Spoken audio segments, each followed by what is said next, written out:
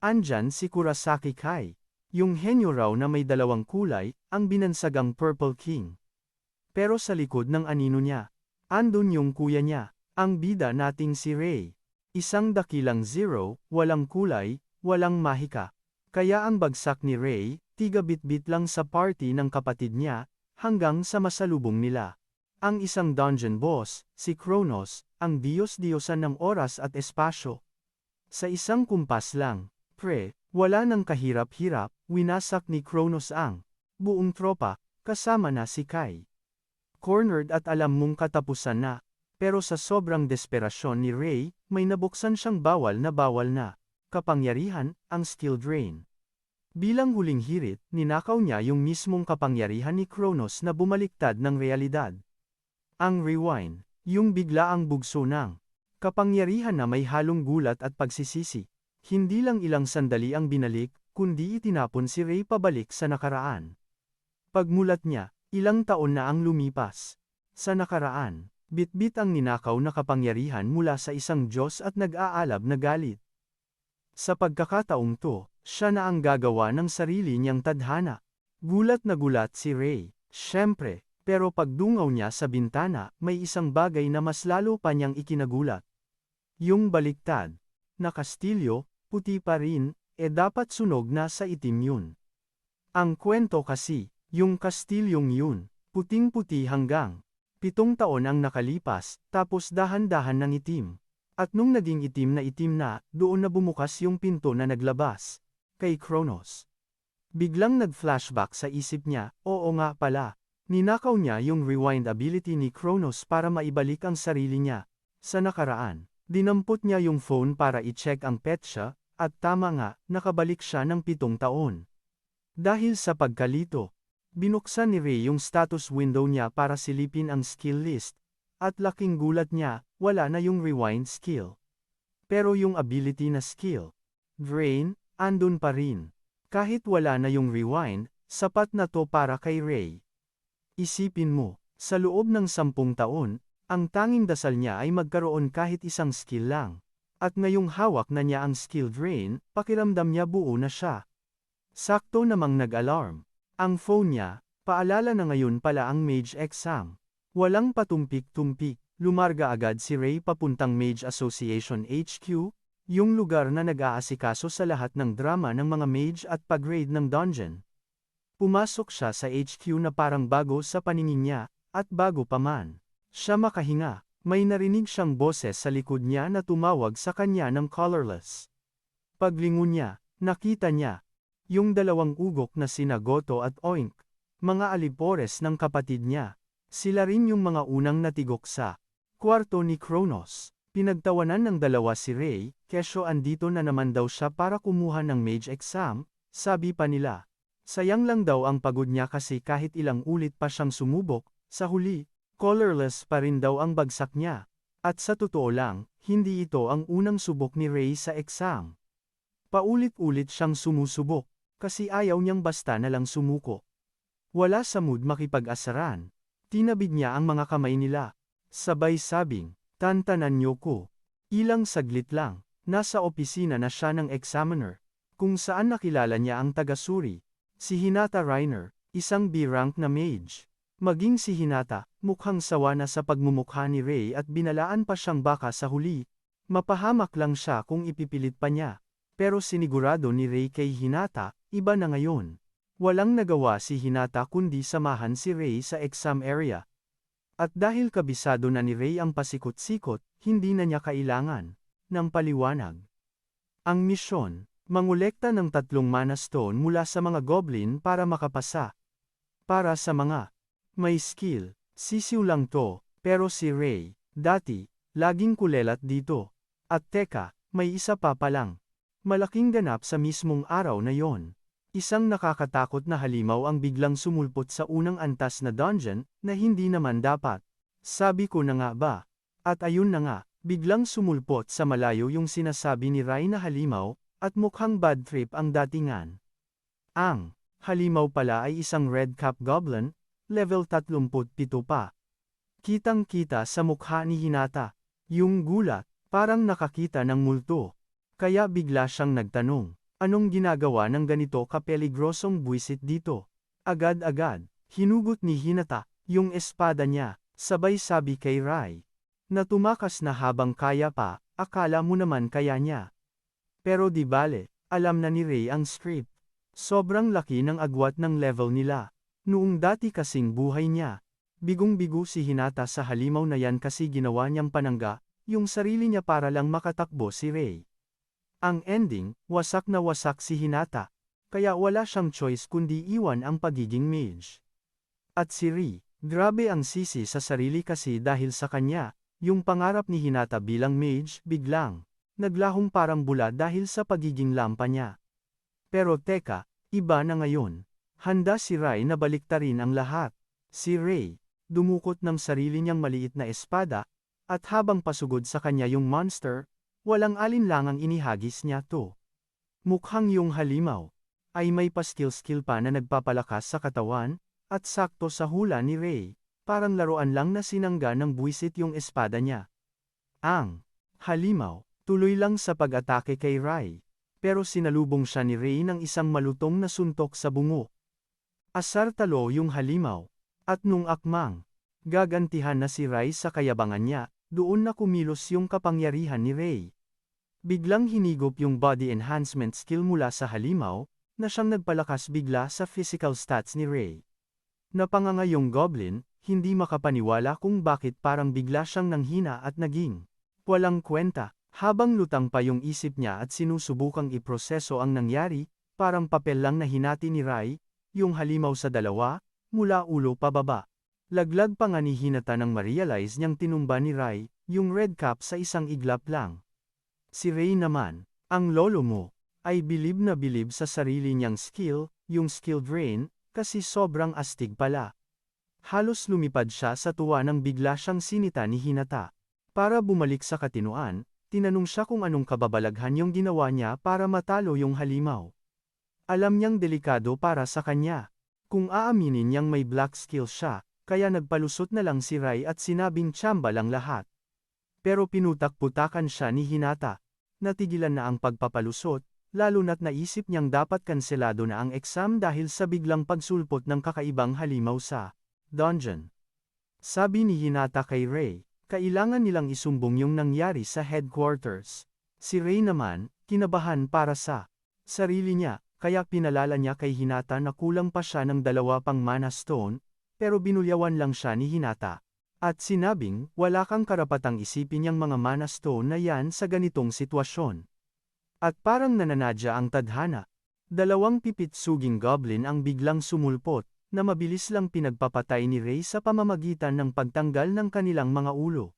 Mas lalong natulala si Hinata, as in na nga talaga. Tapos, chill lang na pinulot ni Rai, yung mga mana stone na nalaglag, at tinanong siya kung pwede na ba niyang angkinin yung mga yun. Masyadong blanko yung isip ni Hinata para sumagot, at di nagtagal, bumalik na sila sa headquarters. Maya-maya lang, dumating si Hinata na bitbit yung mage license ni Ray. Sa wakas, opisyal na siyang may mage status at sirang pa ang bagsak.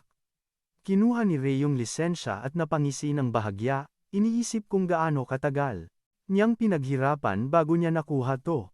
Pinakita rin ni Hinata sa kanya yung detalye kung magkano ang palitan sa mga mana stone na nakuha niya. Yun pala, yung mga mana stone ay isang malupit na source ng energy na walang inilalabas na CO2.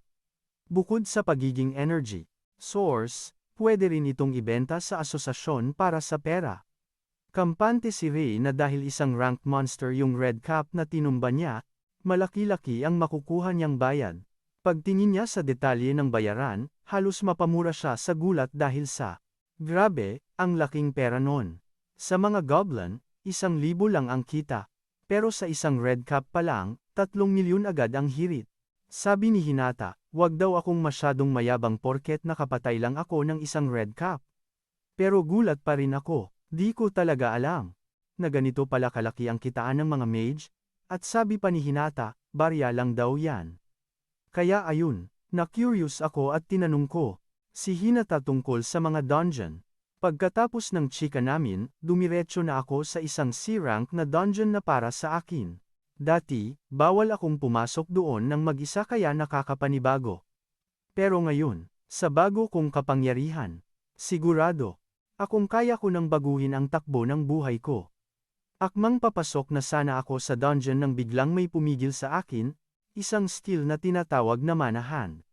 Bad trip akong lumingon at sa kamalasan ko, nakita kong si Goto ang humaharang sa akin. Kasama yung alipores niyang si Oink. Pinagtawanan pa ako ng mga loko dahil susubukan ko raw mag-solo sa dungeon, labag daw yun sa patakaran. Ngumisi lang ako at sinabi sa kanila na pwede na dahil pumasa na ako sa mage examination. Ang dalawang ugok, nga nang marinig yun at akala siguro nila nagsisinungaling lang ako. Lumapit si Goto at diniinan ang ulo ko. Pababa gamit ang manahan niya. At sinabing ipakita ko raw ang skills ko kung totoo nang nag-awaken na ako. Ang manahan pala, ay isang skill kung saan ginagawang solid ang mismong mana para maging parang kamay.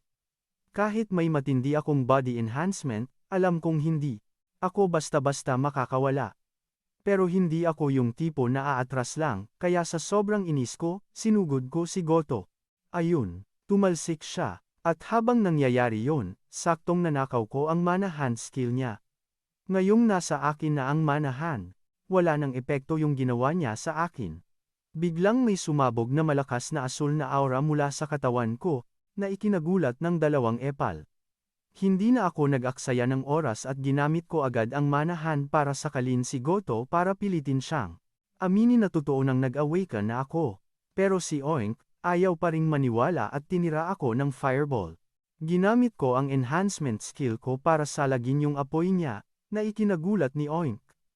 Sinusubukan pa niyang intindihin kung ano ang nangyari nang bigla ko siyang sinapak kaya lumipad siya sa kabilang dulo ng kwarto, pati si Goto, hindi makapaniwala na kaya ko ring gumamit ng body enhancement. Habang namimilipit sa sakit, tinanong ako ni Oink kung isa na ba akong dual-colored mage. Simple lang ang sagot ko, hindi. At sa sandaling yon, nanakaw din ng drain skill ko ang fireball ni Oink, na nagdagdag ng isa pang kulay sa listahan ko. Yung panga ni Oink, halos malaglag nang makita yon dahil ngayon lang siya nakakita ng mage na may tatlong kulay. Pinakita ko sa kanya kung gaano ako kadelikado nang tirahin ko siya ng fireball, dahilan para halos maihi siya sa takot. Pagkatapos, tinanong ko sila kung lalaban pa ba sila, pero nagkatinginan lang ang dalawang duwag bago tumakbo palayo na bahag ang buntot. Pagkaalis nila, doon ko lang naisip na yari ako kay Kai kapag nalaman niya ang nangyari. Tuta lang naman ni Kai ang mga yun. At kapag nalaman niyang nag-awaken na ang skill ko, siguradong hahanapin niya ako para durugin. Level 50 na si Kai, isa sa mga pinakamalakas na mage sa panahon ngayon. Bukod kay Kai, naisip kong kailangan ko ring paghandaan yung nakakatakot na dungeon na malapit nang magbukas, para maging handa sa mga gulo sa hinaharap. Alam kong kailangan kong magpa-level up hanggat kaya ko. Kaya pumasok na ako sa dungeon. Sa huli, level pa rin ang basehan ng lakas, at ang pag-level up lang ang paraan para lumakas ang isang mage. Kumuha ka lang ng bagong skill, lalaki na rin yung mana pool mo. Ibig sabihin, mas maraming mana ang kaya mong hawakan. Nang sabay-sabay. Chill lang si Ray na naglalakad sa dungeon, tapos biglang may sumulpot na level 38 flame wizard para i-ambush siya. Ang angas, may nakapaligid pa sa wizard, na sandamakmak na fireball. Medyo kinabahan si Ray kasi isa lang ang kaya niyang palabasin. Kayang-kaya yun ng wizard, syempre. Kasi sobrang laki ng agwat ng level nila. Walang sabi-sabi, pinakawalan ng wizard, yung mga fireball kay Ray. At kahit pa, nasa lag niya yung isa, no choice si Ray kundi dumiskarte para iwasan yung iba. Sabi ni Ray sa isip niya, teka, di ko to kaya. Kung harapan ang laban. Pero alam nyo na, may isang rule na, di nagbabago. Pag gumamit ka ng skill, siguradong may butas ka. At yun ang di pinalampas ni Ray, sugod agad siya sa wizard. Kahit na 2 segundo lang yung bintana, naging basang sisiw yung wizard sa mga kamay niya. Isang malupit na suntok ang pinakawalan ni Ray sa wizard, sa pool. Tumalsik ang loko, at habang nasa ere, ninakaw na rin ni Ray yung fireball skill niya. Pagbagsak ng wizard, eto na siya. nakahandusay sa sahig. Akmang aatake pa sana, pero zonk, wala na siyang powers. Kaya sabi ni Ray, tikman mo to. Sarili niyang skill. 5 fireball ang sunod-sunod na pinakain sa kanya, at sa sobrang lakas ng firepower, yun na. Naging abo ang dating. Tumba yung wizard, at boom. May notif si Ray. Level up na daw siya. Dito niya na-gets na. Kapag tinalo mo yung mga mas high level na monster, sandamakmak na experience points pala ang bigay. Kahit sobrang hirap banggain ng mga mas matitinding monster, naisip ni Ray na alas niya talaga tong skill drain ability niya. Sinilip ni Ray yung status window niya para i-check, at level 12 na pala siya. Dahil dyan, nag-set si Ray ng goal, level 30, let's go. At nagsimula na siyang mag-grind sa dungeon, kaliwat kanan ang tumba. Saglit lang, level 27 na agad si Ray. Pero napansin niyang parang nag-slow muna siya kasi pahirap na ng pahirap magpa-level. Sabi ni Ray sa sarili, kung gusto kong umabot sa level 30, kailangan kong makipagbasagan ng mukha sa mga mas matitindi pa. Kaya yun, diretso si Ray sa pinakailalim ng dungeon, at doon niya natagpuan ang boss room. Napangisi si Ray, sakto, ito yung hinahanap ko. Walang pakundangan niyang sinipa ang pinto at pagpasok niya. Bumungad sa kanya ang 2 level 30 imp at 1 level 45 skull demon. Naging alerto si Ray pagkakita sa kanila, pero naisip niya, kung mananakaw ko yung mga teknik nila, ako ang bida rito. Kaya sugod agad si Ray sa skull demon, balak niya itong upakan agad. Pero teka, nagulat siya, may mana barrier pala na nakabalot sa monster, kaya di niya magamit yung skill drain niya. Sinabayan pa ng Skull Demon, sumugod din ito kay Ray, at muntik nang mapugutan ang ulo niya. Buti na lang nakailag siya. Dahil sa biglang angas ng monster, alam ni Ray na kailangan niyang mag-isip ng matinding diskarte para pabagsakin to. Kasi sa ngayon, di pa niya kayang i-drain yung Skull Demon. Kaya ang pinag-initan niya muna, yung mga imp. Tinira niya yung isa, sinikwat yung Ice Needle skill, bago niya ito gawing inihaw gamit ang fireball. Yung isang imp, nanunood lang habang nagiging abo. Yung kasama niya, pero sobrang duwag para gumalaw. Kahit ano. Ngayong may Ice Needle na siya, binalikan ni Ray yung Skull Demon at pinakain ito ng Ice Needle. Attack, at ayun. Wasak, yung mana barrier. Ang problema, yung imp na pinatay niya, biglang nabuhay ulit dahil sa kapangyarihan ng Skull Demon. Dagdag trabaho para kay Ray, pero kebs lang siya. Alam niya kasing pag pinatay niya ulit yung mga imp, may makukuha siyang mga experience points, at yun mismo ang kailangan niya. Kaya pinatumba niya ulit yung imp, at boom, level up na naman siya. Dahil sa bagong level, mas malakas na yung mana na kaya niyang hawakan. At hindi lang yun, may bago siyang nakuha na skill, yung skill synthesis. Yun. Eto na yung hinihintay ni Ray kaya wala nang patumpik-tumpik pa. Pinagsama niya agad ang Ice Needle at Fireball gamit ang bago niyang skill synthesis. Naghalo ang pula at asul na kapangyarihan. At ang resulta, isang Fire Lance na pinalipad ni Ray diretso sa Skull Demon. Siyempre, umasa na naman yung Skull Demon sa mana barrier niya. Pero yun ang maling akala niya. Binasag ng Fire Lance yung depensa niya. Kaya nakahanap ng tiempo si Ray na wasakin yun at bigyan siya ng isang sapak. Pagkatama sa demonyo, hinablot niya yung mana barrier nito. Pero kulang pa yun. Kinuha niya rin yung Extreme Body Enhancement, kaya naiwang tulala at walang kalaban-laban yung Skull Demon. Walang awa, tinapos na ni Ray ang malaking bungo. Binigyan niya ng Fire Lance sa dibdib para masunog ng tuluyan. Pagbagsak ng bungo, may lumitaw na malaking berdeng mana stone. At ang level niya, biglang talon mula 28 hanggang 33. Nakahinga rin ng maluwag si Ray pagkatapos pabagsakin yung dambuhalang yun, lahat dahil sa skill synthesis. Mukhang pang malakas ang teknik, tuna para lang sa paggawa ng mas matitinding skill. At nabubuksan lang to pagdating ng level 30. Sakto sa plano ni Ray, kaya tuwang-tuwa siya na nakuha niya to. Timing na timing. Habang nagpapakasaya si Ray sa panalo niya, biglang may sinabi, yung system, naabot na raw niya yung level. Requirement, ibig sabihin, dumami na yung skills na pwede niyang nakawin at itago gamit ang skill drain. Yung mga skill slot niya, biglang tumalon. Mula 3 naging 5. Napangisi si Ray. Alam niyang sisiw na lang ang lahat para sa kanya. Pagkatapos niyang i-check ang lahat, lumabas na siya ng dungeon at dumiretso sa headquarters para ibigay yung nakuha niyang berdeng mana stone. Halos malaglag ang panga ni Hinata nang malaman niyang pinatumba ni Ray ang isang skull demon at umabot pa sa level 33 sa isang araw lang. Ngumiti lang si Ray na parang kinakabahan, sabi niya tsamba lang. Pero sinabi ni Hinata na imposible yung ginawa niya. Ang lampasan ang level 30 sa isang araw, sabi ni Hinata, sa level niya ngayon, pwede na siyang maging isang B-rank mage. Sakto, may narinig si Ray na pamilyar na boses sa likod niya, kasama pa ng nakakakilabot na aura.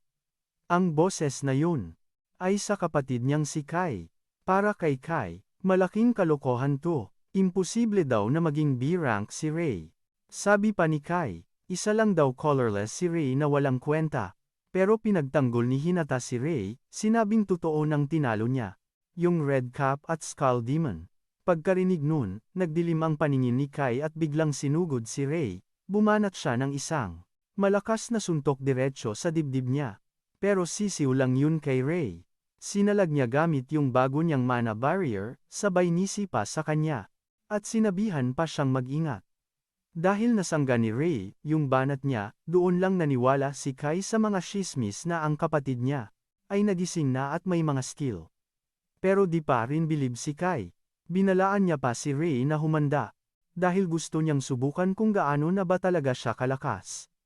Nakita ni Hinata na parang walang pakialam si Kai sa paligid, kaya napilitan siyang tanungin kung naghahamon ba siya ng away. Sabi naman ni Kai, walang kaso kung totoong B-rank na si Ray tulad ng sabi-sabi nila. Maliban na lang kung peke siya at nandaya lang para umabot sa B-rank. Naisip ni Ray na kung aatrasan niya ang hamon ni Kai, mapapahiya lang siya at guguluhin pa siya nito sa hinaharap. Kaya sige, tinanggap na ni Ray ang hamon ni Kai. Napatanga si Kai, pero biglang kumulo ang dugo niya. Dinala nila ang away nila sa headquarters arena para doon na magkaalaman. Alam ni Ray na kailangan niyang magdahan-dahan sa paggamit ng mana, lalo na't haharapin niya ang isang kalabang mas halimaw sa kanya. Gets din ni Ray na bawal siyang kumurap kasi ang max combo niya ay 3 basic skills lang, samantalang ang kay Kai ay 5 skills. Sa bilang pa lang, alam na ni Ray na dehado siya kung sasabayan niya ito ng harapan. Para man lang maging patas ang laban, naisip ni Ray na kailangan niyang ilabas ang alas niya. Nang magsimula na ang bakbakan, unang bumanat si Ray gamit ang ice needles, na sinagot lang ni Kai ng mga fireball. Nagbanggaan ang dalawang atake sa gitna, na lumikha ng malakas na pagsabog at makapal na alikabok. Biglang nabulag si Kai, at bago pa siya makakilos, bigla na lang sumulpot si Ray sa harap niya gamit ang body enhancement na ikinabigla niya. Laking gulat ni Kai nang makitang ang kapatid niya ay isa ng dual-color wielder.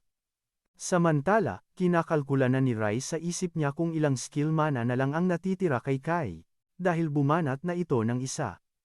Habang palapit siya kay Kai, ginamit niya ang skill synthesis para buuin ang fire lance. Hindi makapaniwala si Kai sa nakita niya, doon niya nalaman na kaya na pala ng kapatid niyang gumamit ng 3 color skills.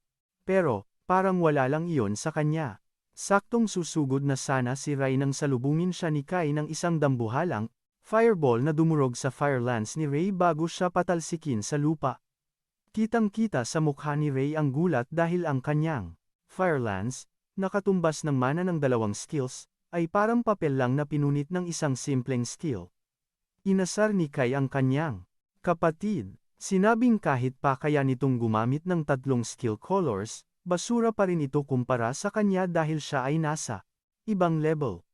Para ipakita kay Ray kung sino ang boss, pinag-uulanan siya ni Kai ng mga nakamamatay na fireball. Walang nagawa si Ray, kundi ang tumakbo para ilagan ang mga iyon habang bumubuo ulit ng fire lance. Ipinukol niya ito kay Kai, pero si Kai, sinagot lang iyon ng isa pang fireball. Tumagos ang atake ni Kai at dumiretso kay Ray, pero mabilis siyang naglagay ng isang mana barrier. Pero kulang iyon. Hindi kinaya ng panangga niya ang lakas ni Kai at nabasag lang ito, dahilan para tumilapon ulit si Rai sa lupa. Habang nakahandusay si Rai, nilapitan siya ni Kai, at sinabing lumuhod siya bilang respeto at kakalimutan na niya ang lahat.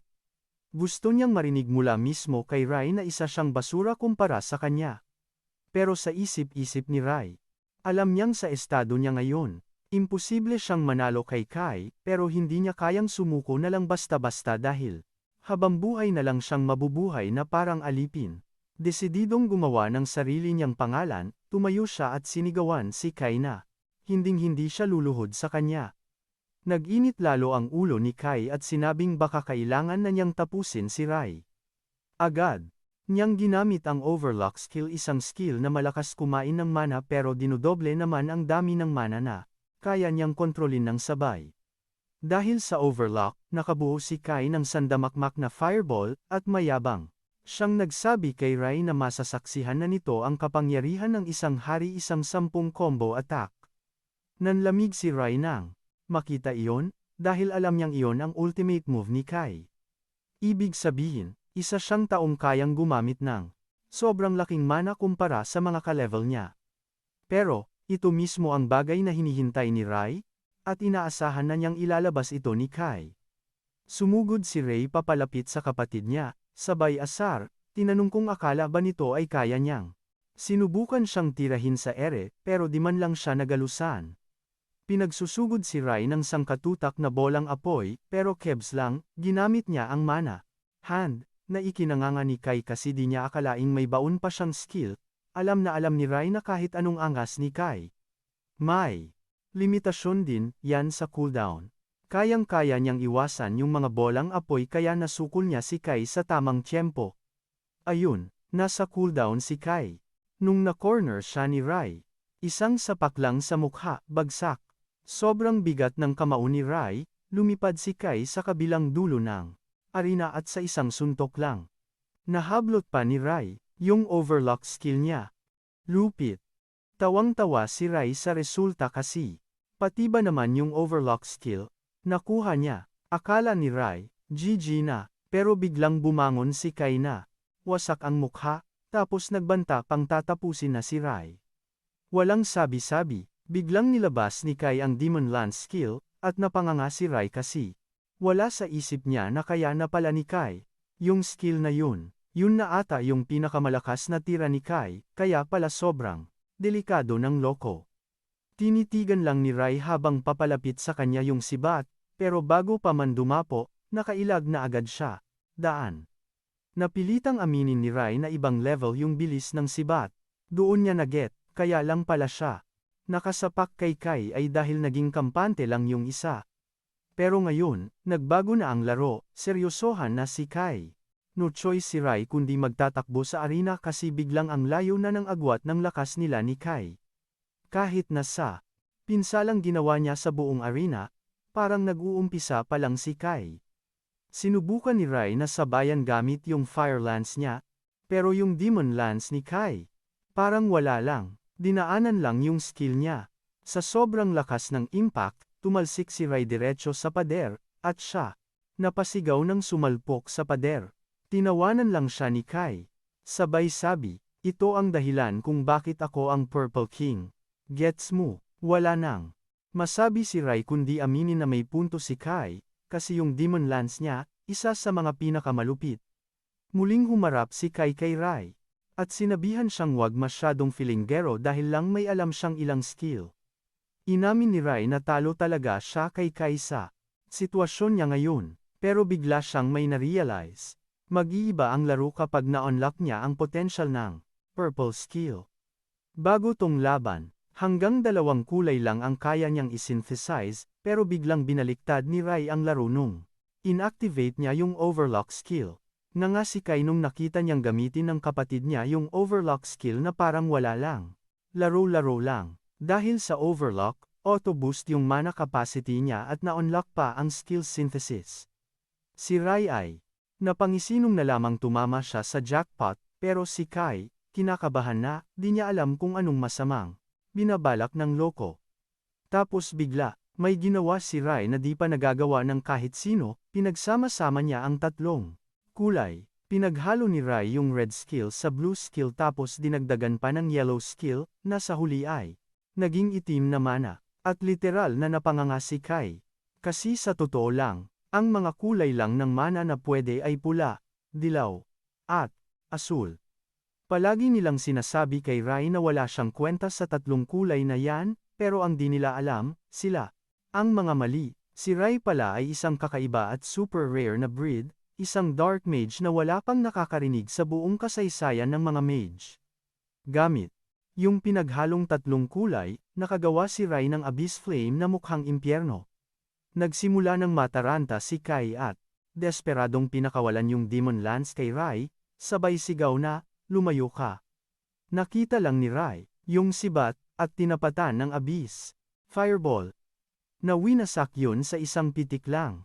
Nung wala nang sagabal sa daan, sumugod na si Rai kay Kai habang ayaw paawat, gumawa na naman ng isa pang bolang apoy si Kai. Hindi talaga siya papatalo, kaya nagsummon pa ng isang dambuhalang demonyong sibat para sa banat niya. Sa atake, pinakawalan ni Kai ang sibat niya, pero sinalubong lang to ni Ray sa gitna gamit ang fireball. Wala, mas malakas ang fireball ni Ray at nilamon nito ng buo ang sibat, na nag-iwan ng isang malaking pagsabog na nagpatalsik kay Kai. Napaluhod si Ray, di makapaniwala sa nakikita niya. Sa lupa, manghang-mangha na sa wakas, tumba na si Kai. Biglang may lumitaw na system notif na nagsasabing nakuha na niya ang Abyss Flame dahil sa skill synthesis. Maya-maya lang, lumapit si Hinata kay Ray na halatang halata. Ang gulat, sabay tanong kung anong klaseng skill yung ginamit niya. Medyo kinabahan si Rai dito, alam niyang di niya pwedeng itago ang skill at lakas niya habang buhay.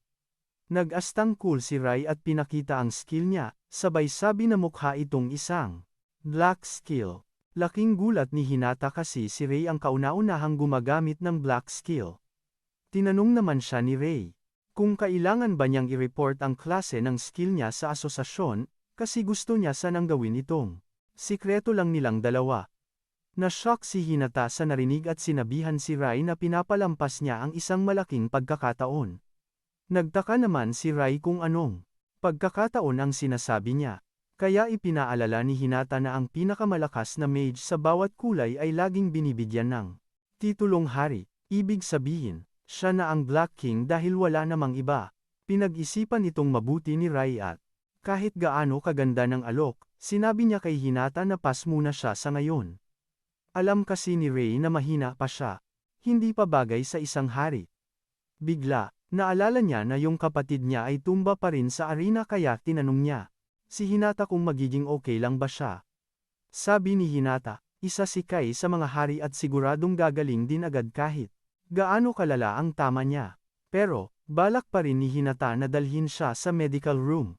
Bigla, may natanggap silang emergency notif sa phone, at pagtingin niya, nakita niyang may sumulpat na dungeon sa kanlurang pasukan ng Ikabukuro Park, at ang recommended level para makapasok ay 70. Halos lumuwa ang mata ni Hinata sa gulat, pero inaasahan na to ni Rai dahil alam niyang nangyari na to sa dati niyang buhay. Isa itong level 70 dungeon habang karamihan sa mga hari ay nasa level 50 pa lang. At sa unang linggo ng paglitaw ng dungeon, doon nalaman ng mga hari kung gaano sila kahina. Dahil doon, binaliwala na lang nila ang Ikabukuro Dungeon. Ang hindi nila alam, iyon na pala ang simula ng isang malaking trahedya. Kasi naman, nagkaroon ng dungeon collapse dahil dapat sana matapos ito sa loob ng isang takdang oras, kundi ay maglalabasan ang mga halimaw. Ang Ikabukuro Dungeon ang una sa mga dungeon kung saan nangyari ang isang dungeon outbreak.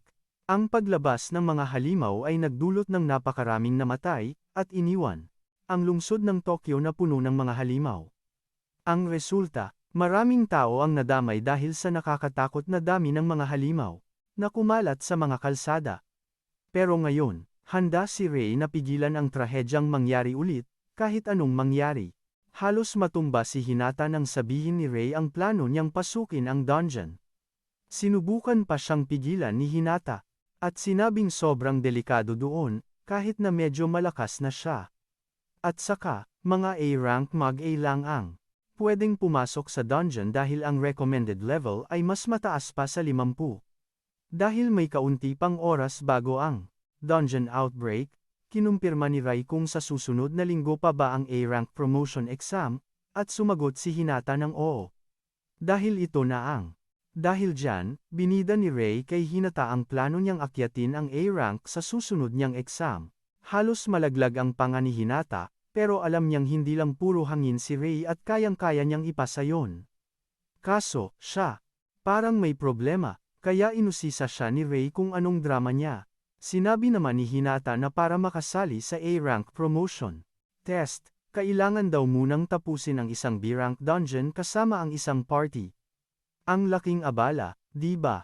Isang B-rank dungeon. At leche, yun pa yung ganap na nakalimutan ni Ray. Pagtingin ni Ray sa phone niya, puro hate messages lang ang nakita niya tungkol sa mga taong nagsasabing hinding-hindi sila sasama sa isang tulad niya. At dahil kailangan niyang tapusin ang B-rank dungeon bago matapos ang linggo, alam ni Ray na nasa alanganin siya kasi imposible yung isolo.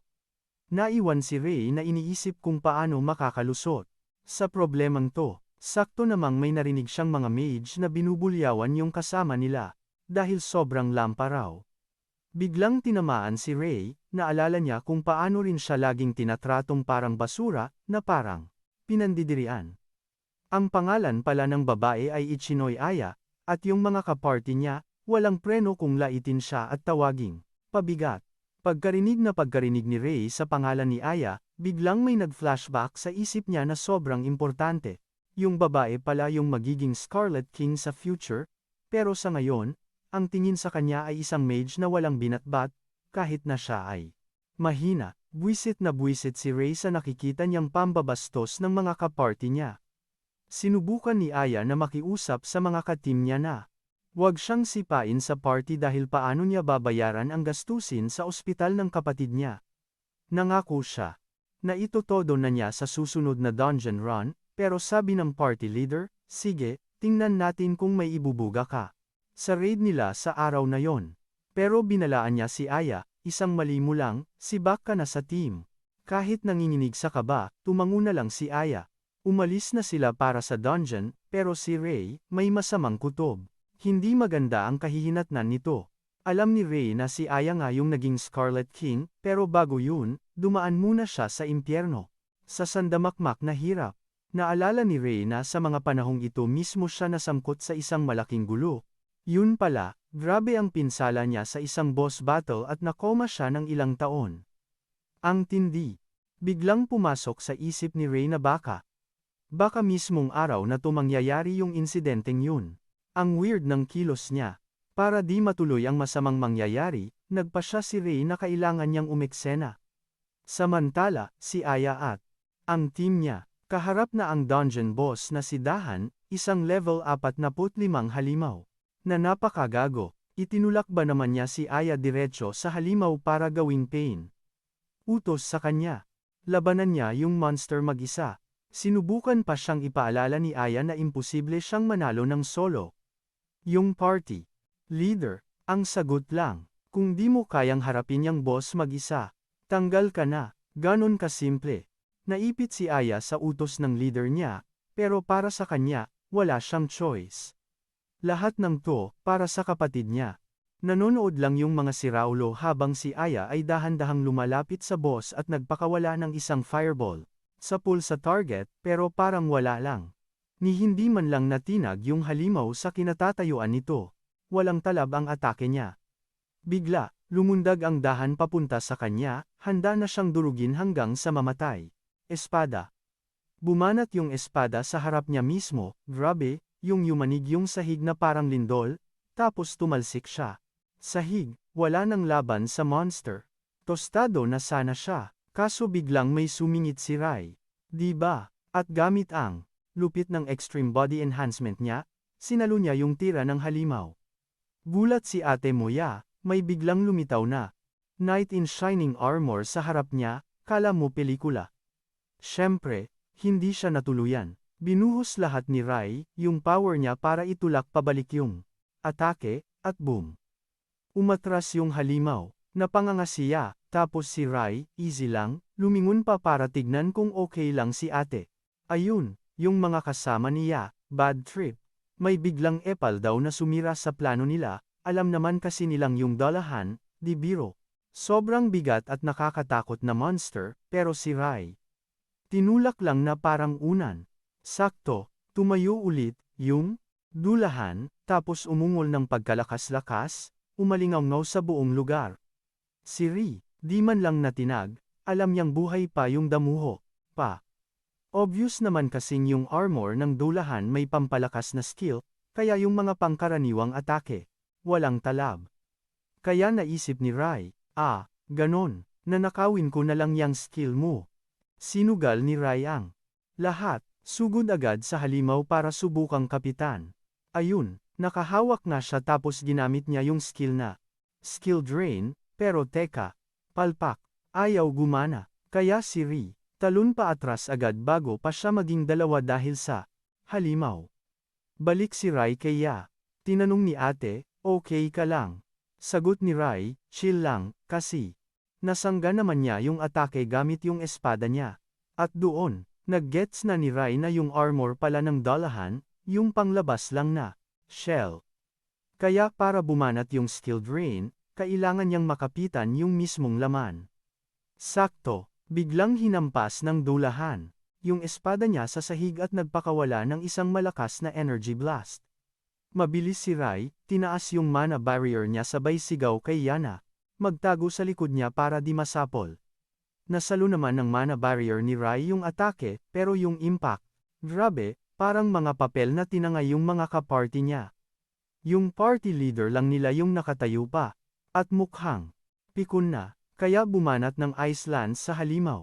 Ang kaso, nasangga lang ng dulahan, yung tira niya tapos gumanti pa ng isang atake na hindi niya nailagan. Ayun, tumalsik siya at sumalpok sa pader. Dahil yung ice lance, walang epekto sa dulahan. Naisip ni Rai na kailangan niya ng skill na kayang bumasag sa pampalakas ng monster. Kaya si Rai, walang choice kundi ilabas ang abyss flame niya. Di na siya nagpatumpik-tumpik, bumuo agad ng itim na bolang apoy. Gulat na gulat siya. Tapos, hinagis ni Rai, yung itim na apoy diretso sa monster, tapos yung dalahan, bumanat din ng energy wave papunta kay Ri. Nagbanggaan yung dalawang powers sa gitna, pero walang binatbat yung sa dulahan. Nilamon lang ng apoy ni Rai yung energy blast. Dumiretso yung itim na apoy sa dulahan bago pa man ito makagalaw, at ayun, kinain na siya ng apoy. Para sigurado, nilock pa ni Rai yung kilos ng halimaw gamit ang manahan para siguradong sapul siya ng itim na apoy. Sapat na yun para tunawin yung kahit anong armor. Strengthening skill ng dalahan. Ang ending, naging abo na lang siya dahil sa sobrang lupit ng itim na apoy. Nung mamatay yung dalahan, may na-drop na malaking berdeng mana stone. Pero di yun yung napansin niya, kundi yung kakaibang lakas na meron si Rai.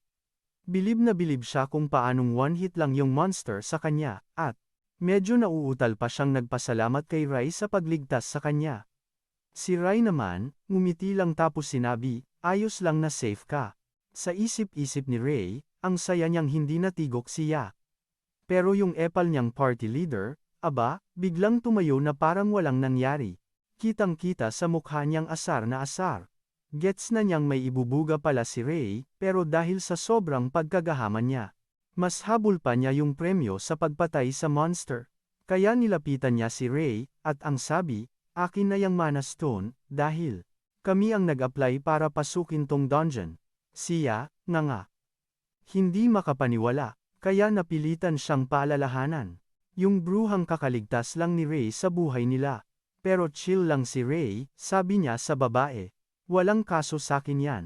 Ibibigay ko yung mana stone. Pero may deal. Sakin na siya. Ayun, na-shock yung party leader. Pati na rin siya. Tumingin si Rai kay Ya. Uy, di kita pinipilit, desisyon mo pa rin yan. Tawa naman ng tawa na parang siraulo yung party leader. Sabi niya kay Rai, game na game ako diyan. Tinapik niya siya sa balikat. Oh. Ikaw, payag ka ba? Walang paligoy-ligoy, sumagot si Yana. Deal, sabay tingin kay Ray, alagaan mo ko, ah. Kinuha agad ng party leader yung mana stone at habang paalis, nagparinig pa, ang galing kong makipag-deal. Pinalit ko lang yung isang pabigat sa party. Ang di niya alam, at alam na alam ni Ray, siya yung jackpot. Pagkaalis nung mga yun, nagpasalamat ulit siya kay Ray sa pagsagip sa kanya. Nagsorry din si Ray kasi parang biglaan yung pag-alis niya sa party. Pero para kay Ya, wala lang yun. Hindi na niya yun masyadong inisip. Dahil alam niyang darating, yung araw na magiging mas malakas pa siya sa mga nang iwan sa kanya. Napaha, siya, nung narinig yun.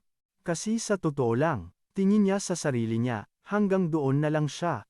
Tapos sabi ni Rai, narinig niya raw, yung pinag-usapan nila nung dati niyang mga kaparty sa headquarters, pero sinigurado niyang hindi niya sinasadyang makinig. Dahil sa narinig niya. Sabi ni Ray kay Ya, ako nang bahala sa'yo. I got your back. Nakahinga ng maluwag siya at sinabi niya kay Rai. Nagain siyang sumama. Napangisi si Rai. Alam niyang nakabingwit siya ng ginto. Kinabukasan. Ready na sina Rai at Ya para pasukin ang isang B-rank na dungeon. Tanong niya, pag natapos natin to, pwede na ba tayong kumuha ng A-rank exam? Sagot ni Rai, oo naman. Tapos, dinagdagan pa niya, may something daw talaga. Sa loob ng dungeon na magpapa-level up sa kanya.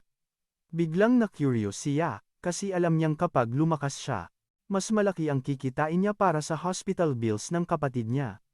Sa sobrang excite, pinakita niya kay Rai kung gaano siya ka-hype na harapin yung dungeon. Pumasok na sila sa B-rank dungeon, isang kuweba na puro kristal. Ang unang sumalubong sa kanila ay mga itim na lobo, at medyo kinabahan siya. Pero sabi ni Rai, "Diyan ka lang sa likod, ako nang bahala dito."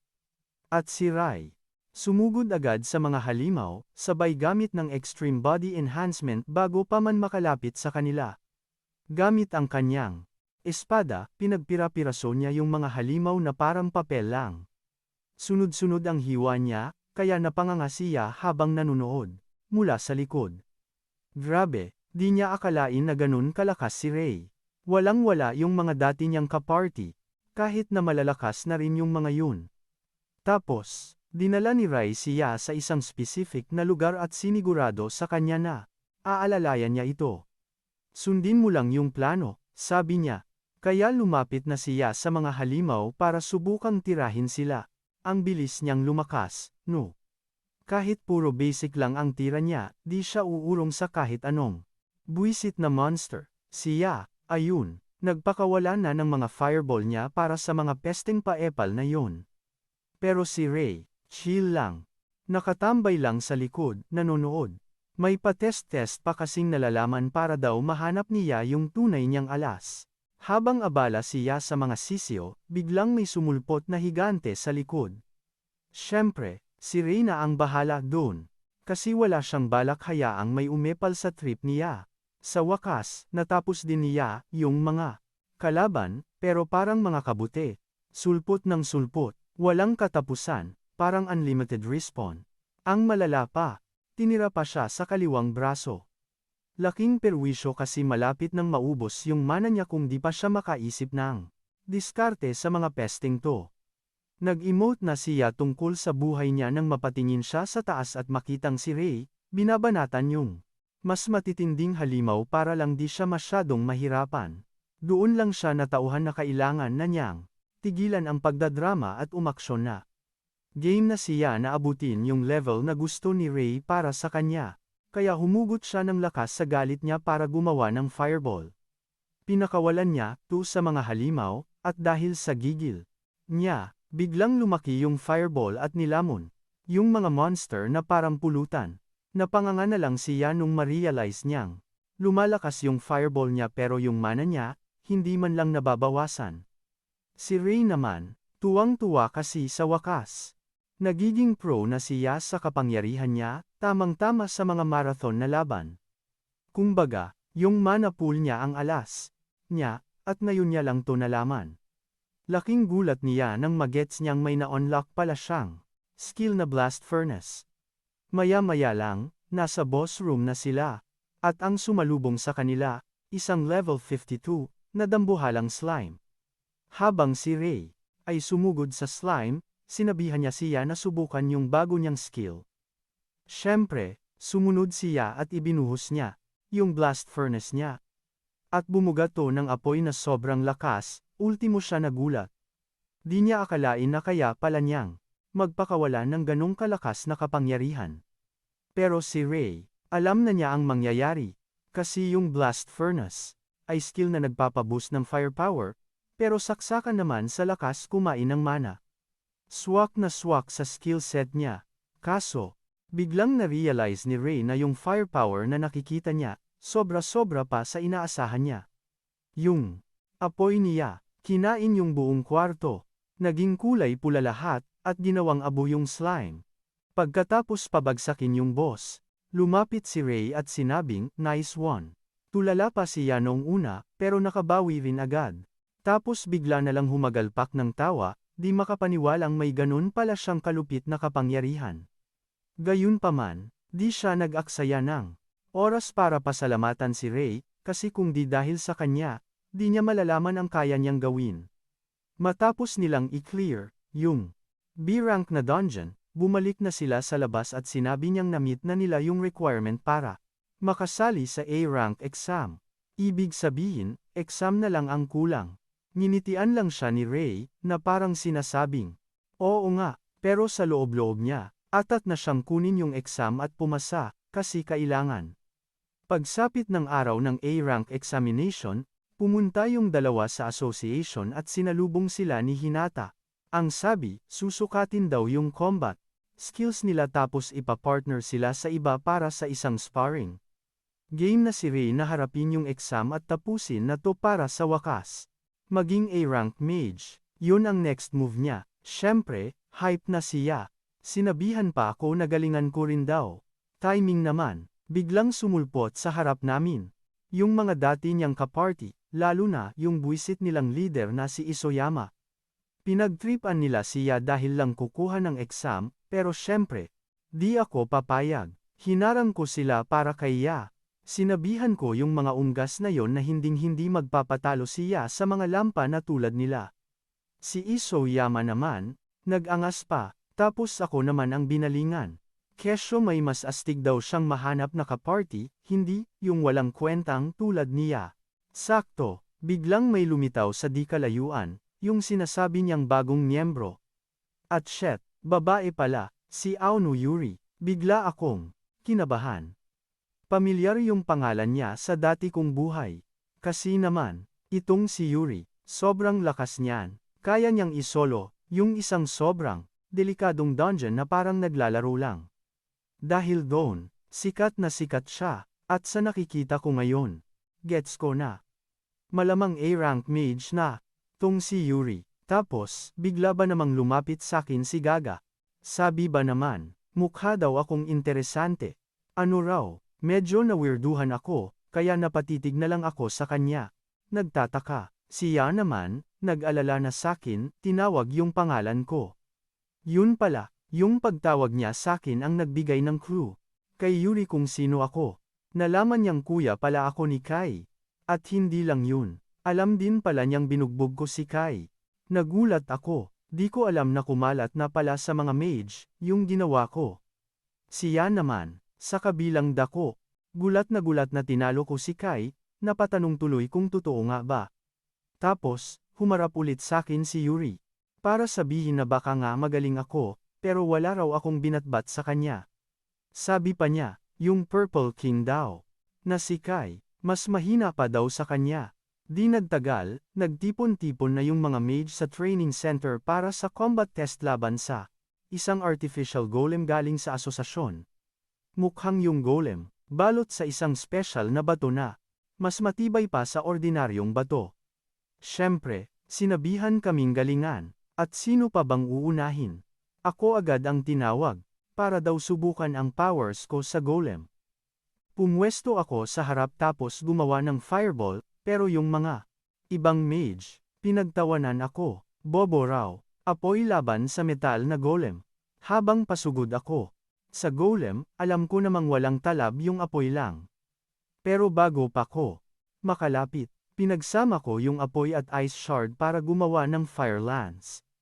Tapos, pinakawalan ko yung fire lance sa golem. Ayun, wasak yung ulo, tapos puro usok na lang. Tiningnan nung supervisor yung golem, at nung di na gumalaw, kumpirmado, tumba na. Yung mga mage na nang aasar sakin kanina, biglang nagbulungan. Gulat sila, di nila akalain na kaya kong pabagsakin yung golem sa isang tira lang. Si Yuri naman, mukhang na-impress sa diskarte ko, kung paano ko pinaghalo yung dalawang elemento para gumawa ng mas malakas na atake. Napangisi na lang ako, angas eh. Ibang klase, yung pag-handle ko sa sitwasyon. Sunod naman siya, sumalang siya sa manipul measurement test. Kailangan lang niyang hawakan yung crystal ball para masukat yung lakas niya. Nung hahawakan na niya yung bola, inasar na naman siya nung mga dati niyang kasama. Sabi nila, dapat daw siyang mahiya sa sarili niya dahil sumubok pa siyang kumuha ng exam. Pero, napanganga silang lahat nung yung device, pinakita yung sobrang lakas ng firepower niya. Hindi makapaniwala si Isoyama. Akala niya siguro siya ay nangdadaya. Ano ba to? Lokohan. Pagkatapos ng lahat ng boring na requirements, sinabi ng taga-test na suntukan na daw, yun na daw ang finale. At sa unang round pa lang, malas agad. Siya, kalaban yung mortal enemy niyang si Isoyama. Seryoso ba to? Chill lang siya, parang wala lang. Pero yung si Isoyama, atat na atat nang gulpihin siya para mapahiya daw. Ayun, start na. Nagpaulan si Isoyama ng mga ice needles, akala mo kung sino.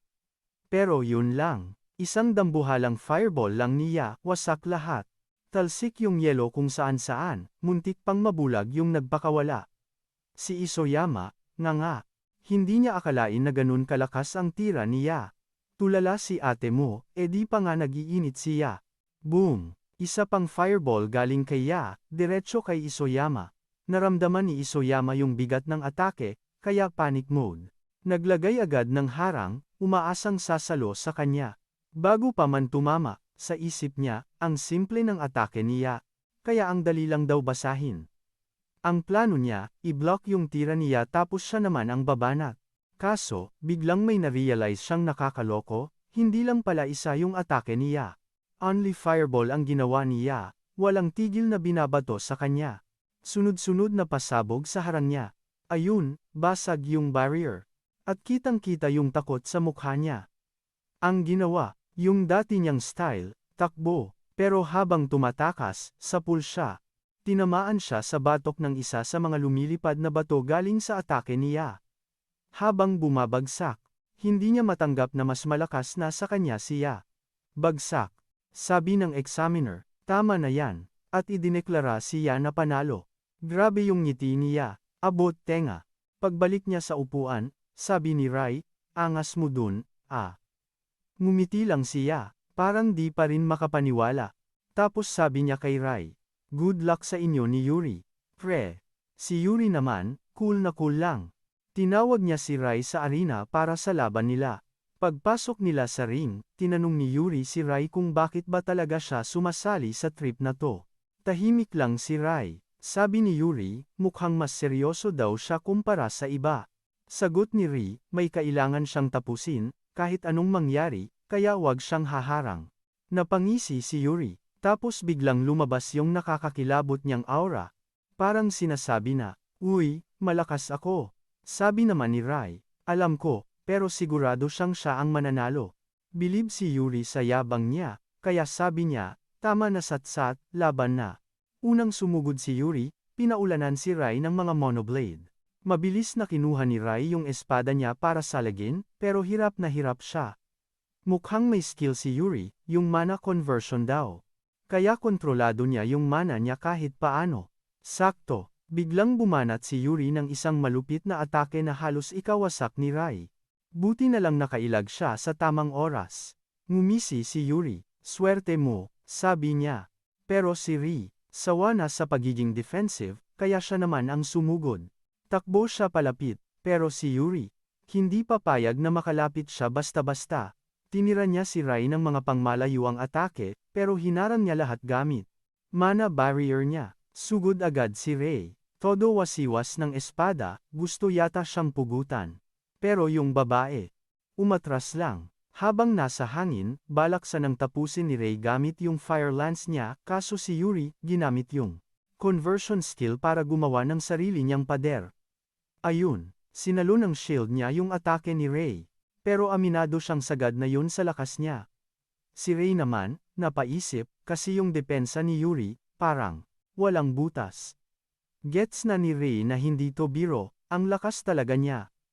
Biglang si Yuri naman ang bumanat, nagpakawala ng mga beam na pangmalayuan kay Rai, kaya wala siyang choice kundi tumakbo paikot para umiwas.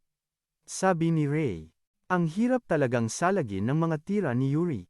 Tapos inasar pa siya, sinabihan na wag siyang umasa, na mananalo siya sa pagtakbo-takbo lang.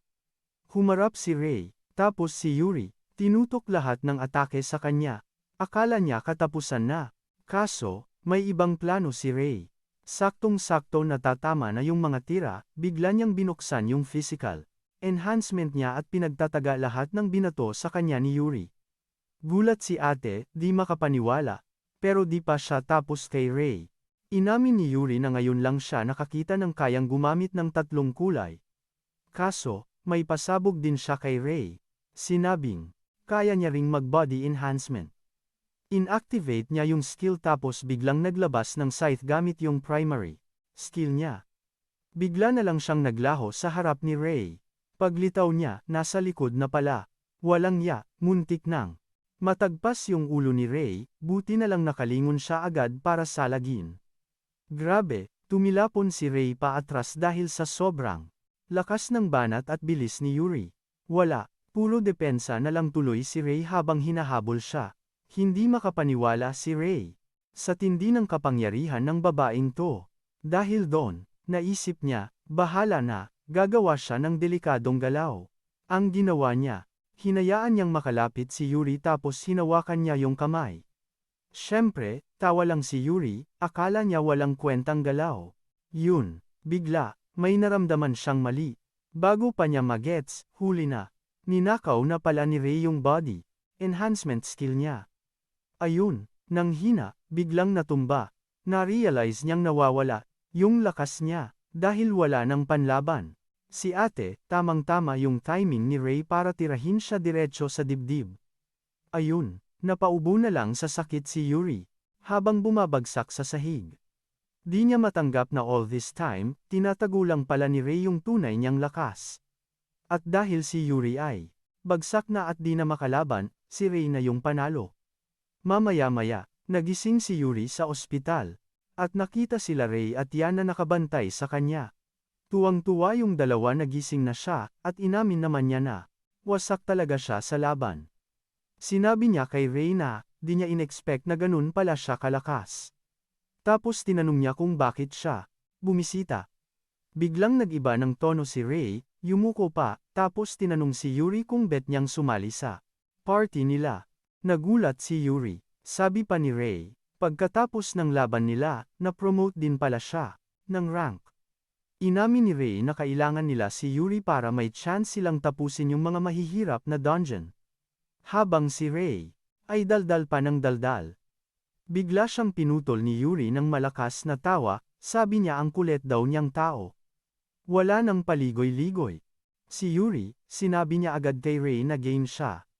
Siyempre, tuwang-tuwa si Rai, nag-shake hands pa sila. Para isara yung usapan. Bigla, nagsimulang yumangig ng malakas yung lupa, na ikinataranta ni Rai. Nagtaka siya kung anong trip.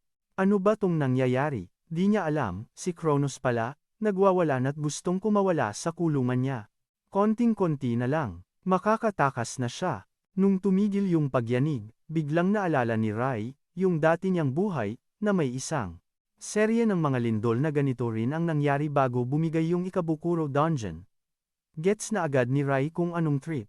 Ubus na ang oras bago mangyari ang dungeon break.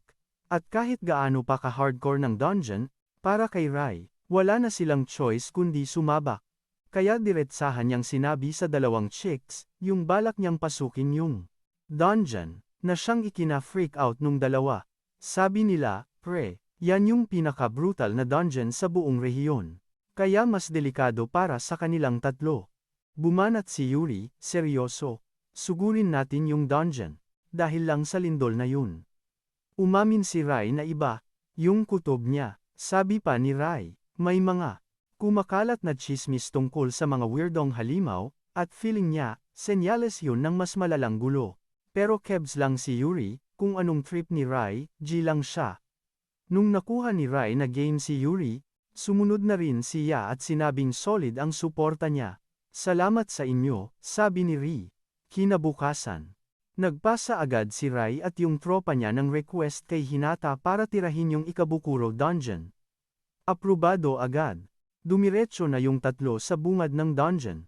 Atat na atat sa bakbakan si Yuri, sobrang gigil nang pumasok. Siya naman. Nag-comment na sana mas marami sila para may backup, pero sabi ni Ri, malabo yan, kasi yung asosasyon. Bilang lang yung A-rank mage na kaya nilang ipadala. Dagdag pa niya, sayang, sana kasama natin yung isang tao, si Owa. Bago pa tong lahat ng gulo, si Okawa, yung isa sa mga pinakamalakas sa Japan. Si Rai. Praning na baka biglang sumulpot si Kronos pag nag-dungeon break, kaya desidido siyang pigilan yun. Bago sila pumasok, sinabihan ng mga chick si Rai na wag nang maging formal at tawagin na lang sila sa pangalan nila. Para di na masayang ang oras, pumayag siya, at G na sila sa loob. Pagpasok pa lang, ang unang sumalubong sa kanila, isang level 71 Skull Demon. Napamura si Rai nang makita yun, dahil yung halimaw na yun ay boss sa mga pipitsuging dungeon, tapos dito sa entrance pa lang, bumubungad na agad, walang takot na sinugod nung tatlo yung Skull Demon, na bigla namang naglabas ng mana barrier. Alam na ni Rai ang gagawin, basagin muna yung harang. Kaya ayun, tinira niya agad ng Fire Lance yung barrier, kaso, parang kiliti lang yung isang tama, masyadong mahina para bumasag. Kaya nagsanib puwersa si Naya at Yuri para durugin yung barrier, na nagbigay kay Rai ng tiempo para sugurin yung halimaw at biyakin sa gitna, gaya ng dati, sa pagpatay sa Skull Demon, nakakuha sila ng isang malaking berdeng mana stone. Sabi ni Rai sa mga babae, galing ng timing nyo sa pagbasag, Sa wakas, nagkalakas loob si Yuri. Natanungin si Rai kung paano siya nakakagamit ng sandamakmak na skill. Nag-isip muna si Rai, pero sumagot din. Sabi niya, may abilidad daw siyang tinatawag na skill drain. Nalito yung dalawa, kaya pinaliwanag ni Rai na sa isang simpleng dikit lang, kaya niyang nakawin ang skill ng iba. Kaya pala, gets na ni Yuri kung anong nangyari nung nag-duel sila. Pero sinigurado ni Rai kay Yuri na binalik na niya yung skill nito. Siya naman, grabe, sobrang bilib na bilib. Hindi niya kinaya kung gaano kalakas yung skill ni Rai. Sa wakas, gets na niya kung bakit atat na atat si Rai na harapin itong dungeon, at na-realize niyang safe sila basta kasama nila si Rai. Kaya siya, desidido na ring ipakita na hindi siya palamuti lang sa team. Dahil dyan, sumabak na ulit yung team sa mas malalim na part ng dungeon, at hindi nagtagal, nakarating na sila sa boss room. Napansin niya na palakas ng palakas yung yumanig ng lupa. Napaisip tuloy siya, carry ba talaga natin tong boss monster? Pero sabi ni Rai kaya, chill lang daw dahil sila naman ay nag-level up na habang papunta sa boss room. Kaya para sa kanya, dapat sisiw lang sa kanila. Ito, inamin niya na may punto yung sinabi ng Mokong, at handa na siyang magpakitang gilas sa team para patunayang, hindi siya useless. Kaso bigla, may sumulpot sa likod at sinunggaban siya bago pa sila makagalaw. Paglingon nila, nakita nila yung nakakakilabot na itsura ng isang level 89 na Grim Reaper, yun pala yung boss. Si Rai naman, sobrang na-shock at kinabahan kasi. Teka, bakit nasa labas ng kwarto niya yung boss? Ang daming tanong na pumapasok sa isip niya, pero isa lang ang malinaw, lagot sila. Sabi ni Rai kay Yuri, mukhang delikado na yung sitwasyon. Pero wala silang choice kundi iligtas siya. Sinigawan ni Rai siya para i-check kung okay lang siya. Mukhang siya naman ay nakakast ng mana barrier para hindi siya madurog, pero kahit ganon, praning pa rin si Rai. Kasi kahit gaano kalaki yung mana pool niya, mauubos at mauubos din yon. At kahit na ang best move para sa kanya ay gamitin yung Abyss Flame niya, hindi niya pwedeng gawin kasi siguradong damay siya. Ang tanging diskarte lang sa problema ay maghanap ng paraan para makawala siya sa sitwasyon. Sinabihan ni Rai si Yuri na siya na ang bahala para makuha yung atensyon ng galamay, at si Yuri naman ang didiskarte para mailigtas siya. Mukhang solid yung plano, kaya sugod agad yung dalawa papunta sa monster. Pumwesto si Rai sa harap mismo ng halimaw at halos tamaan na ng galamay, pero nakailag siya ng konti. Yung impact ng galamay, wasak yung sahig, na ikinagulat ni Rai. Naisip niya agad na todas siya kapag tinamaan siya ng sapul. Akala niya safe na siya, pero biglang may sumulpot na galamay galing sa likod niya. Para kaya, katapusan na ni Rai, kaya napasigaw na lang siya ng pangalan nito.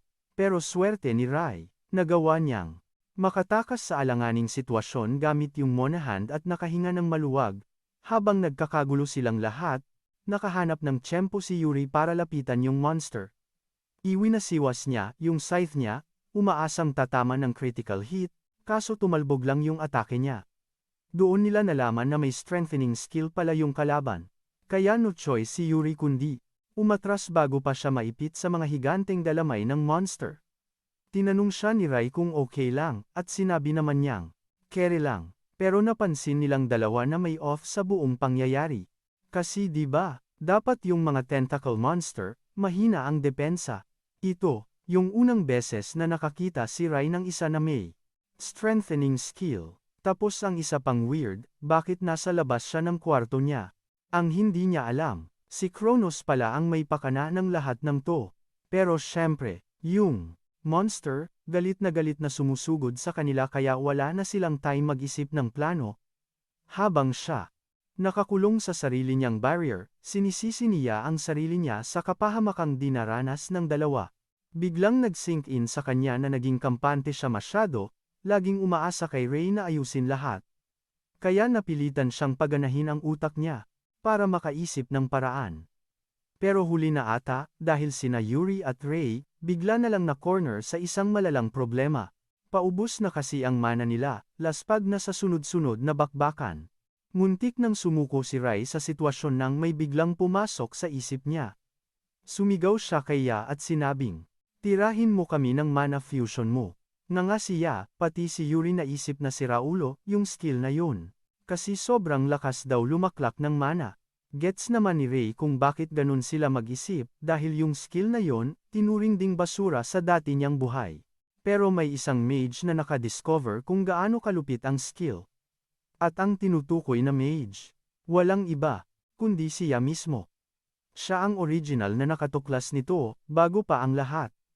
Kaya nag-aalangan din siya, dahil ni minsan hindi pa niya ito sinubukan. Pero dahil si Ray ang nag-utos, sige, bahala na. At doon, pinakawalan na niya ang skill niya. Sa pool silang dalawa, sakto sa plano. Gulat na gulat si Yuri nang mapansing nag-recharge ang mana niya, pero si Ray nakangisi lang dahil alam na niya ang sikreto ng skill. Ang mana fusion pala, parang power sharing ng gumagamit. Kaso, para lang ito sa mga mage na only mana. Tuwang-tuwa siya nang makita yon, pero bigla niyang na-realize na bitin pala ang mana na binibigay niya.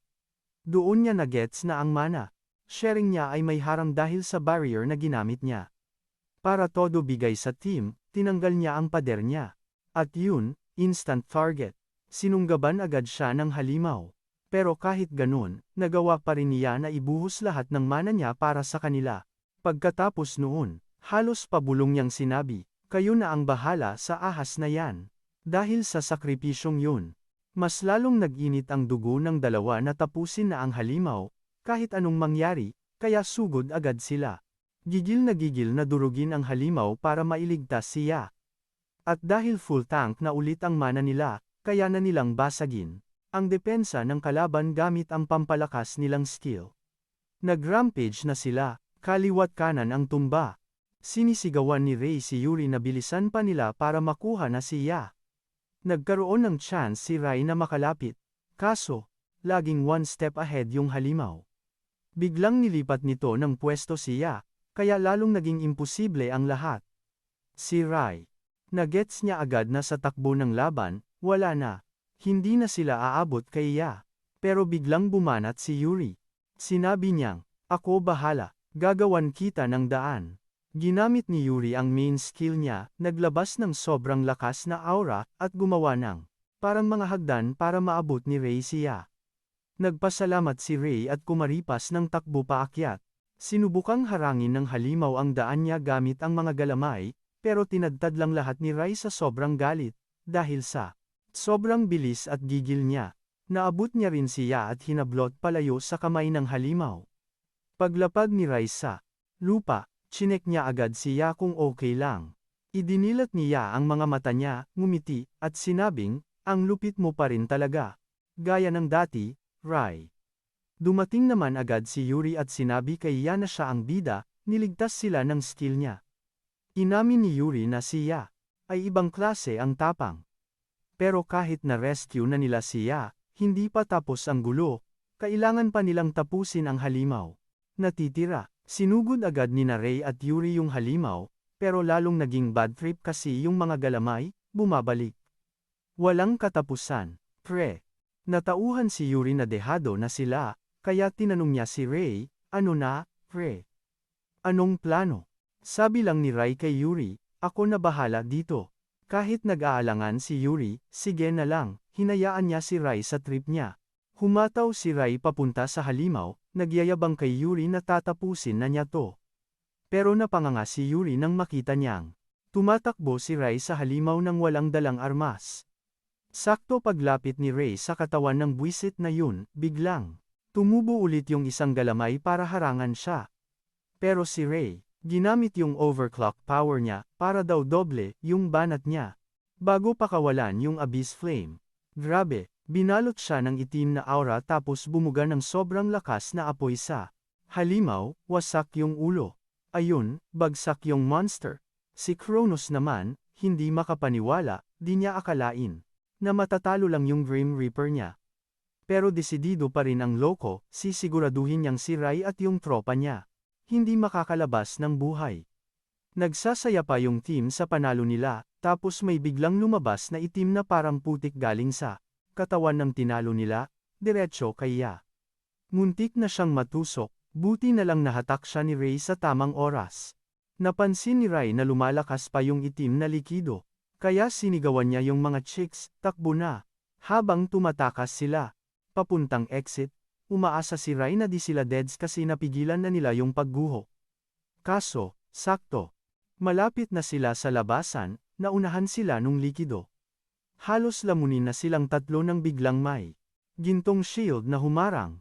Tapos may seryosong boses na nagsabing, tabi. Lumingon yung tropa para silipin kung sinong nagligtas sa kanila. At walang iba kundi yung astig na si Owawa Hikaru. Gulat yung mga bebot nung nagpakilala si Owawa, kasi nabanggit na pala ni Ray yung pangalan niya bago pa sila pumasok. Umamin si Rai, siya nga daw yung balak niyang hingan ng saklolo, sa madaling salita. Ibang level si Okawa. S-rank mage ano pa bang aasahan mo? Tapos, kilala rin siya bilang Yellow King bago pa yung pag-rewind ni Ray. Alam na alam ni Ray na yari na sana sila kung di dumating si Owa. Sa tamang panahon para i-shield sila gamit yung barrier magic niya. Ang lakas pa ng trip ni Owa.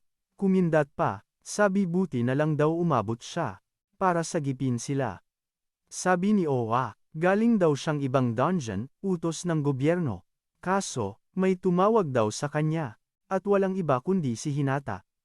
Pero ang nakakagulat, sabi ni Owawa kay Ray, kilala niya raw to kasi kapatid pala siya ni Kai. Sinabi ni Okiawa kay Ray na, chill ka lang, interesado lang ako sayo. Nakahinga ng maluwag si Ray nung narinig yun, tapos nag-thank you na rin kay Oyawa sa tulong. Pero para kay Okiawa, wala lang yun. Sabi pa niya kay Ri, lupit ng ginawa mo, pre. Tinalo mo yung boss. Eksakto, nahulog yung mana stone galing sa monster, at si Owa, napanganga sa laki. Naisip tuloy ni Okiawa, na grabe pala talaga kalakas yung boss. Tapos, basta na lang niyang binato yung mana stone kay Ray, na halos di masalo ng loko. Sabi ni Okiawa kay Ray, astig ka. Sana may ibuga ka pa. Pagkasabi nun, umalis na si Oyawa sa dungeon, tapos sumunod na rin yung tropa. Pagpasok nila sa building ng association, sabi ni Yuri, ang weird ni Owa, no. Sang-ayon naman si Ray. Pagdating nila, nakita sila ni Hinata, gulat na gulat, tapos biglang humiyaw. Kinakamusta kung buhay pa ba sila? Nagpapraning na kasi si Hinata sa team, ang tagal daw nila masyado sa dungeon. Si Hinata. Binubungangaan si Ray. Ba't daw kasi sumugod agad sa dungeon pagkasubmit pa lang ng form, lalo na't mas delikado yung dungeon na yun kumpara sa iba. Kinumusta ni Hinata kung anong level na sila, akala siguro nasa entrance pa lang sila. Yung tipong pa-easy pa lang. Halos himatayin si Hinata at yung mga alipores niya nung sinabi ni Ray na clear na nila yung buong dungeon. Hindi sila makapaniwala, parang mga baliw kung makasigaw. Yung chismis na nasakop na yung Ikebukuro dungeon, nag-viral agad. Nakandara pa yung mga guild para hanapin kung sinong henyo yung gumawa noon. Pagharap sa media, sabi niya, sa wakas, may pera na siyang pambayad sa hospital bills ng kapatid niya. Tapos nag-thank you pa siya kay Rai sa pagkakataon. Si Isoyama at yung tropa niya. Sobrang pikon nung napanood to. Pero ayaw pa ring maniwala ni Isoyama, nandaya lang daw siya. Ganon din. Ang inis ni Kai, betrip na si Rai yung bida. Yung balita tungkol kay Rai, na sumakop sa dungeon, kalat na kalat, lalo na't colorless ang bansag sa kanya dati, di ba? Yung mga group chat. Nag-ingay, yung mga dati ng trash talk, nag-aaya ang mag-sorry kay Ray. Habang lahat ng tao pinag-uusapan kung gaano kalupit si Ray, siya naman, iniisip kung paano palalakas. Kasi para sa kanya, nagawa niya lang yun. Dahil may tumulong sa kanya. Pagkalipas ng 3 araw, pinapunta si Ray sa asosasyon kasi. Tinatawag daw siya ni Hinata. May kailangan daw siyang marinig. Gulat si Ray at yung mga chicks nung sinabi ni Hinata, na may request daw para sa kanila na i-clear ang isang dungeon. Di makapaniwala siya, kaka-rank up lang nila bilang mga mage. Sabi ni Hinata, pwede daw yun dahil sa huling achievement nila. Sa madaling sabi, yung dungeon exploration. Kadalasan mga mage mismo ang humihingi. Pero yung bigyan ka ng formal request, ibang usapan yun. Para lang sa mga piling mage na trip ng asosasyon. Ngumiti si Aya, sabi kay Ri, ikaw na, pre, pero si Rai. Kontra, sabi niya, team effort to. No, tinanong ni Rai si Hinata kung sino yung nag-request, pero sabi niya kay Ray. Di niya pwedeng sabihin, utos daw ng mga boss na itago muna. As usual, si Yuri, G tanggapin yung misyon, kasi mukha daw masaya. Napilitan na lang si Ray na pumayag, tutal galing naman sa asosasyon, kaya di siguro to kalokohan. Sakto, binanggit pa ni Hinata na may esrang mage daw na sasama sa kanila. Yung kinabukasan, pumunta na yung buong tropa sa meeting place. Atat na atat siya, malaman kung sino yung S-rank na yun. Maya-maya, dumating na nga, at laking gulat nila, si Okawa pala. Pagpasok nila sa dungeon, sabi ni Ray, di niya akalain na si Okawa ang magiging bantay nila. Si Owawa naman, ngumiti lang. Alam na daw niya pero gusto niya i-surprise sila. Sabi pa ni Owa, excited na siya sa misyon kasi nakatutok daw sa kanila ang buong mundo. Bilib na bilib siya sa pagiging chill ni Owa, at agree naman si Ray. Sa kanya, pero paalala niya, S-rank mage pa rin yung tao kahit ganyan. Tinanong ni Rai si Oyawa kung totoo daw na may dayaan sa loob ng dungeon, at sabi ni Owa, oo. Mukhang yung naunang team na pumasok, may daladalang chismis na mayroong. Ay shit, may pader ng apoy na nakaharang. Napakamot tuloy ng ulo si Ray, seryoso, paano natin malulusutan to? Nag-smirk lang si Okawa, chill lang kayo. May barrier skill ako, no? Hanggat kasama nyo ko, parang papel lang yan. Napansin ni Ray na sobrang angas ng datingan ng kumag. Akala mo naglalaro lang sa parke, at parang nabasa pa ni Okawa ang nasa isip niya. Biglang nagsalita, manood ka lang. Ray. Makikita mo kung gaano ako ka-beast mode mamaya, ako ang magbubuhat sa team na to. Sakto, biglang may mga pesteng halimaw na sumulpot. Sabi ni Ray sa tropa. Oh, ayan na, game na. Labanan na. Atat na rin siyang makita kung may ibubuga ba talaga tong S-rank mage na to. Kaso paglingon niya, si Okawa nakakandong lang sa isang sulok, mukhang natatae sa takot. Sabi pa niya, kayo na muna bahala diyan, di ko pa kabisado yang mga yan. Di ko pa sila kilala. Biglang bumanat siya. Akala ko ba ikaw ang bida dito? Sinabihan na lang ni Ray. Yung dalawa, hayaan nyo na yang duwag na yan, tayo na lang. Ayun, pumuwesto na silang tatlo. At boom, nagpakawala na sila ng mga long-range attack sa mga paepal na monster.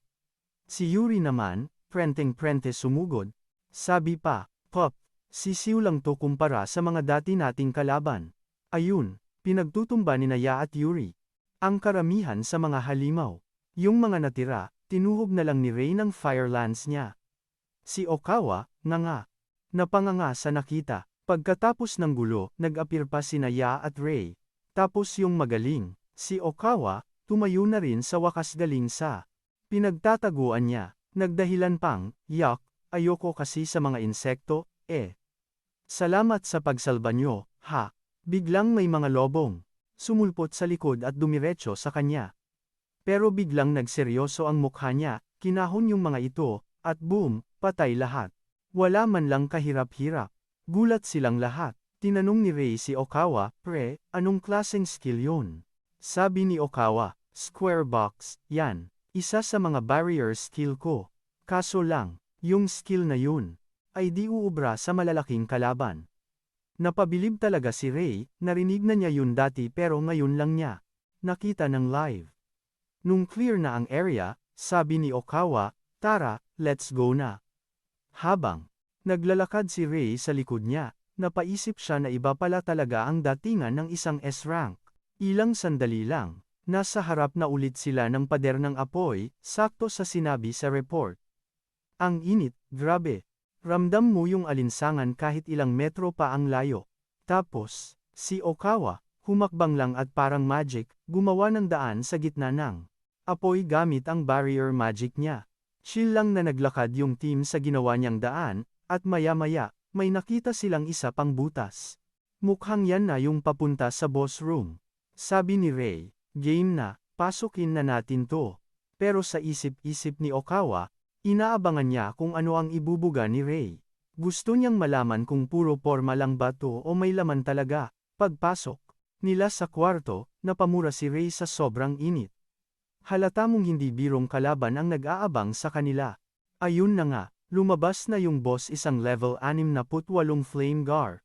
Sa itsura pa lang ng boss, kinilabutan na si Ray. Nataranta siya nung papalapit na yung halimaw, kaya sinabihan niya yung tropa na mag-cast ng mana barrier. Pero sabi ni Okawa, wag na, di kailangan. Sakto, bumuga ng apoy yung halimaw sa kanila, pero easy-peasy lang itong hinarang ni Okawa gamit ang barrier niya. Gulat na gulat si Ray. Tumingin si Okawa sa kanya at sinabing siya na, sige, ako na sa depensa, kayo na sa banat. Inutusan pa ko, pero sige, game. Kailangan ko lang isipin ang diskarte. Alam kong isang malakas na tama lang, basag tong harang. Pwede kong gamitin yung abyss flame ko. Kaso wag na lang pala. Masyadong mabilis tong hinayupak, tapos boss level pa. Sayang lang sa effort. Malakas pa naman kumain ng mana yung abyss flame, kaya humanap na lang ako ng ibang paraan para tapusin tong buwisit na to. Ako na ang unang susugod. Sabi ko kina Yuri at Ya, humanap kayo ng tiempo. Banatan nyo. Palapit pa lang, ginamit ko na yung body enhancement sabay talon. Akala ng unggas, harapan ang atake ko. Mabilis akong lumipat sa likod niya, sabay. Boom! Isang critical hit para sa'yo. Siyempre, sumuporta agad sina Yuri at Ya.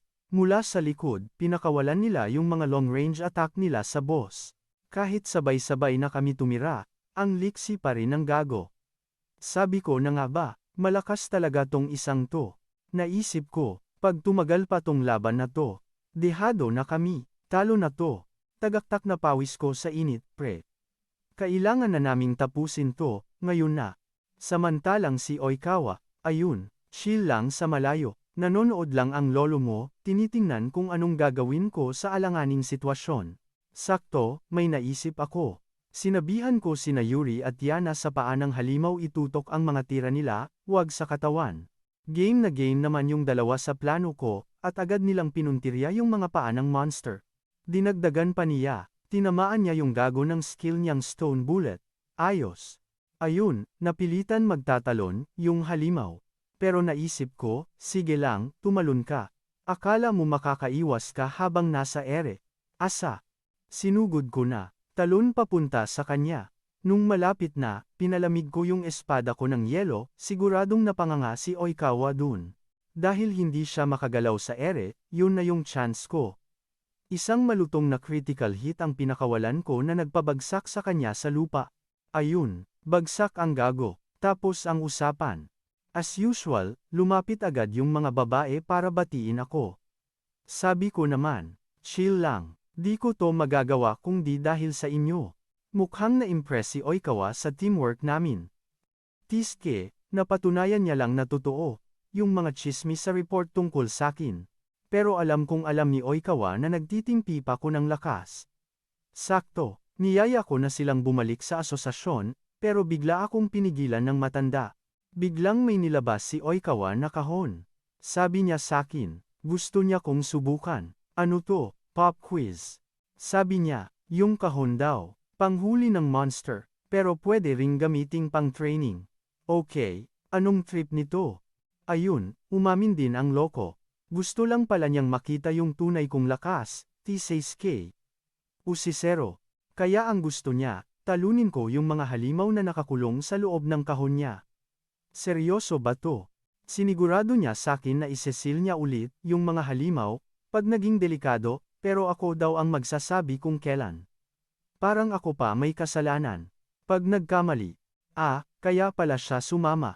Gets ko na. Kahit di ko pa alam yung buong trip niya, sayang naman yung chance para sa extra experience, di ba? Sige, game, sabi ko. Pumayag ako, at binuksan niya yung selyo. Bigla ba namang may lumabas na nakakatakot na itim na anino? Aba, yung monster pala sa loob, shapeshifter. Nag-iiba ng anyo depende sa kinatatakutan ng kalaban. Interesting. Halatang excited si Oikawa kung anong itsura ang lalabas. Tiske, tingnan natin. Sabi na nga ba, ang pinaka-nightmare ni Ray. Si Kronos, dahan-dahang dumiskarte palabas ng kahon. Si Oyawa naman, nga, hindi makapaniwala kasi ito yung pinakaunang beses niyang makakita ng ganoong klaseng bisyo. Habang si Oawa ay sobrang hyped sa bagong experience, si Ray naman, praning na ng todo. Bitin muna, mga lodi. Dito na muna tayo. Kung natripan nyo tong video, ispam nyo ng next part yung comment section, tapos, mag-subscribe na kayo sa channel, kalembangin nyo yung bell, at basagin nyo na yung like button. Salamat sa pagtambay at abangan nyo ang kasunod. Sa pag-watch nyo, at peace out na muna.